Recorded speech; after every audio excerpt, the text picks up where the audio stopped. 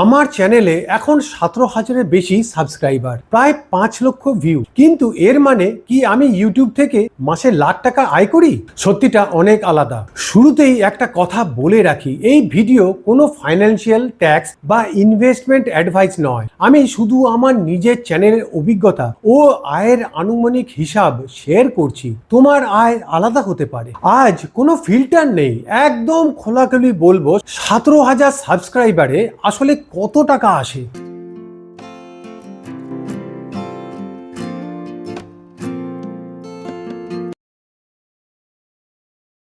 আমি যখন ইউটিউব শুরু করি তখন ভাবতাম ভিউ মানেই টাকা, কিন্তু আসলে বিষয়টা এত সহজ নয়।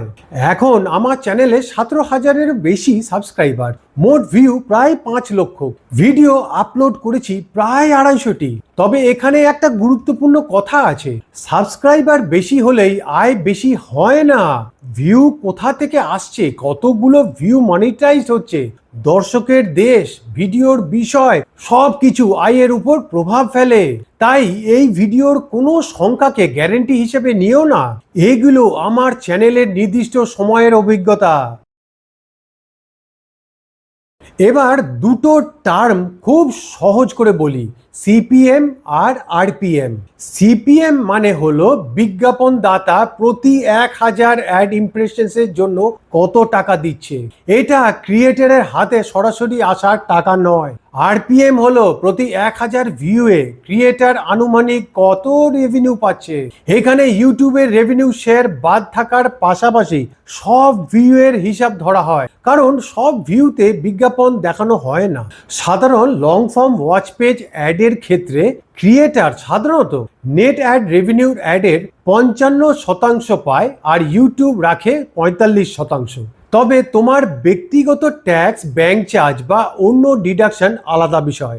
আর একটা ভুল ধারণা পরিষ্কার করি, ভারতের আরপিএম সবার জন্য একই নয়।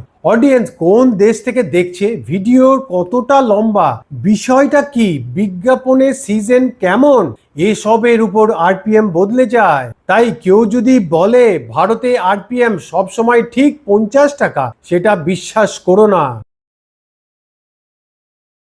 এবার আমার চ্যানেলের উদাহরণ দিই। ধরো কোনো মাসে আমার 40,000 ভিউজ হলো আর আরপিএম হলো 55 টাকা করে, তাহলে হিসাবটা হবে 40,000 ভাগ 1000 গুণ 55, মানে প্রায় 2,200 টাকা।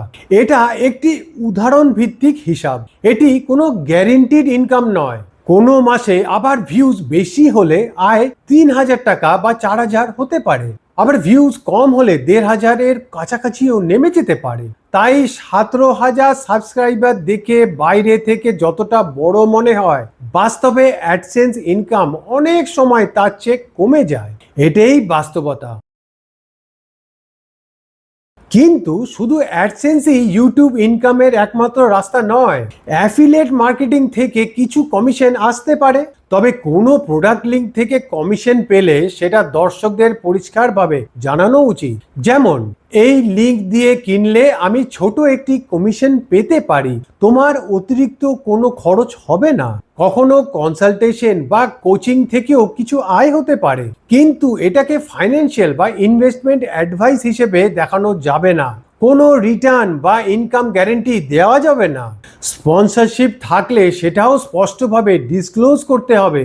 আমার ক্ষেত্রে অ্যাডসেন্স, অ্যাফিলিয়েট ও অন্যান্য ইনকাম মিলিয়ে মাসে আনুমানিক 3,000 টাকা থেকে 5,000 টাকা হতে পারে। তাহলে কি ইউটিউব করে লাভ নেই? একদম না। কারণ আমি যখন শুরু করেছিলাম প্রথম মাসে আমার ইনকাম ছিল 0, তারপরে ধীরে ধীরে 100 টাকা, তারপর 500, এখন কিছুটা বেশি। বৃদ্ধিটা ধীরে হচ্ছে, কিন্তু হচ্ছে। আর ইউটিউব শুধু টাকার জন্য নয়, 17,000 আমার কথা শোনে, আমার সঙ্গে নিজেদের অভিজ্ঞতা শেয়ার করে। এই কমিউনিটির মূল্য শুধু টাকায় মাপা যায় না।